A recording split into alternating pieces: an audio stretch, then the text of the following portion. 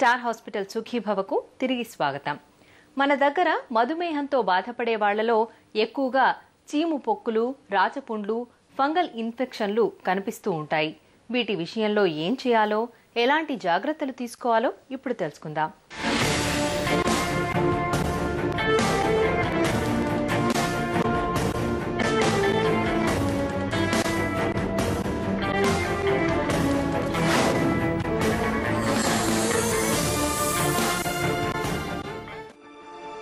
Sugar బారిన పడ్డ తరువాత సాధారణంగా 5 ఏళ్లు లేదా 10 ఏళ్ల తరువాతే మనలోని అవయవాల పనితీరు మందగించడం మొదలవుతుంది.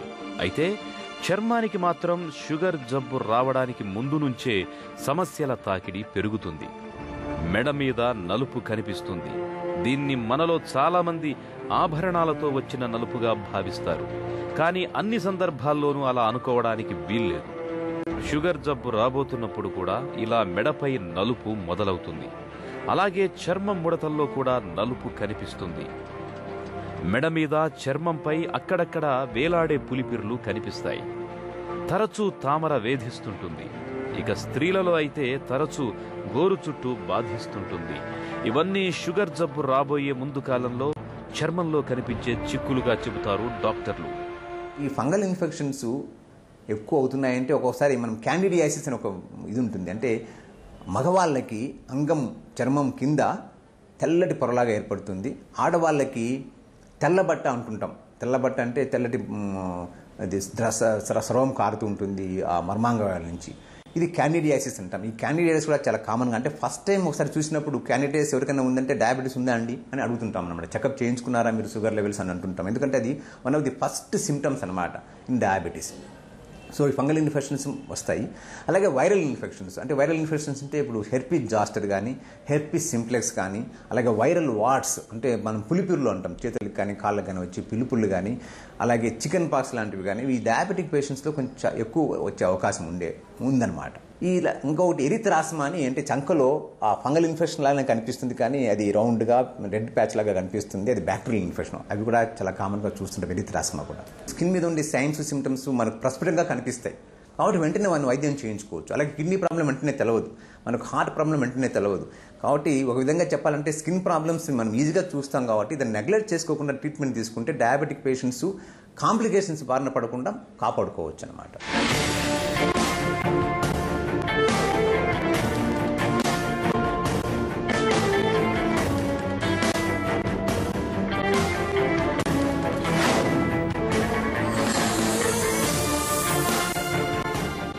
ఇప్పుడు డయాబెటిక్ పేషెంట్లో డయాబెటీస్ తెలిసేసరికి వాళ్ళకి చాలా రోజులుగా షుగర్ ఉండొచ్చు. సో కొత్తగా డయాగ్నోస్ అయిన డయాబెటిక్ పేషెంట్ కూడా స్పెషలిస్ట్ దగ్గరికి వెళ్ళి వాళ్ళ కన్ను నుంచి కాలు దాకా వాళ్ళ పరిస్థితి, అవయవాల పరిస్థితి ఎట్లా ఉందని చెప్పించుకోవడం ఇంపార్టెంట్, చూపించుకోవడం. అందులో అతి ముఖ్యంగా పాదాల్లో వాళ్ళు కూడా చెక్ చేసుకోవచ్చు. కాళ్ళు ఎట్లా ఉన్నాయి, చర్మంలో ఏమైనా కట్స్ ఉన్నాయా, పాదాల దగ్గర క్రాక్స్ ఉన్నాయా, లేకపోతే పైన చర్మం మీద కట్స్ ఉన్నాయా చూసుకోవడము. అలాగే ఆనెలు లాంటివి ఏమైనా ఉన్నాయా, ఆనెలు కాళ్ళ పాదాల కింద ఆనెలు ఉన్నాయా, లేకపోతే కాళ్ళ వేళ్ల మధ్యలో కట్స్ ఉన్నాయా, లేదా ఫంగల్ ఇన్ఫెక్షన్ ఉన్నదా, ఇవన్నీ చూసుకోవడం ఒకటైతే. కాళ్ళలో స్పర్శ జ్ఞానాన్ని డాక్టర్ గారు పరీక్షిస్తారు. అది మామూలుగా ఫైన్ టచ్ అంటారు, అంటే చిన్న దూది టచ్ చేస్తే తెలుస్తుందా లేదా. మళ్ళీ క్రూడ్ టచ్ అంటారు. అలాగే చిన్న ఫిలమెంట్తో టెస్ట్ చేస్తారు పాదాల టచ్ సెన్సేషన్ ఎట్లా ఉందని. అలాగే ఒక ట్యూనింగ్ ఫోక్తో వైబ్రేషన్ సెన్సేషన్ చూస్తారు. ఇవన్నీ కూడా కాళ్ళకు సంబంధించిన నరాలు ఎట్లా పనిచేస్తున్నాయని చెప్పే పరికరాలు, ఆ పరీక్షలు. అవి చేయించుకోవడము బేసిక్గా డాక్టర్ గారు చేస్తారు. దాని పెద్ద ఖర్చు ఏమి ఉండదు. కన్సల్టేషన్లో అప్పుడే పరీక్ష చేస్తారు. అలాగే కాళ్ళకు సంబంధించిన రక్త ప్రసరణ ఎట్లా ఉందని కూడా డాక్టర్ గారు పరీక్ష చేసి చెప్తారు. కాళ్ళకు సంబంధించిన రక్త ప్రసరణలో ప్రాబ్లమ్స్ ఉన్నాయంటే మరి ఒకటే దగ్గర ఉందా, అంతా ఉందా, మందుల ద్వారా ఆ బ్లాక్ని క్లియర్ చేయొచ్చా, లేకపోతే వేరే సర్జరీ లేదా ఎంజియోప్లాస్టీ అట్లాంటివి ఏమైనా చేయాల్సిన అవసరం ఉందా అని డాక్టర్ల టీం అంతా నిర్ణయిస్తుంది. ముఖ్యంగా కాళ్ళల్లో కానీ పుండొచ్చి ఇన్ఫెక్షన్ అయ్యి కాలంతా వాచి జ్వరం అట్లా వచ్చింది అంటే మాత్రం వెంటనే మీకు సంబంధించిన డయాబెటీస్ డాక్టర్ని కలవడం, ప్లస్ ఆ డాక్టర్ గారు సజెస్ట్ చేసిన సర్జన్ ఇద్దరు పర్యవేక్షణలో ఆ ట్రీట్మెంట్ జరగడం చాలా ఇంపార్టెంట్. మధుమేహం మూలంగా నాడీ వ్యవస్థ దెబ్బతిన్నప్పుడు, కిడ్నీల వంటి అవయవాలు దెబ్బతిన్నప్పుడు కూడా మన చర్మంలో రకరకాల సమస్యలు కనిపిస్తాయి. వాటి గురించి తెలుసుకునే ముందు ఒక చిన్న విరామాన్ని తీసుకుందాం.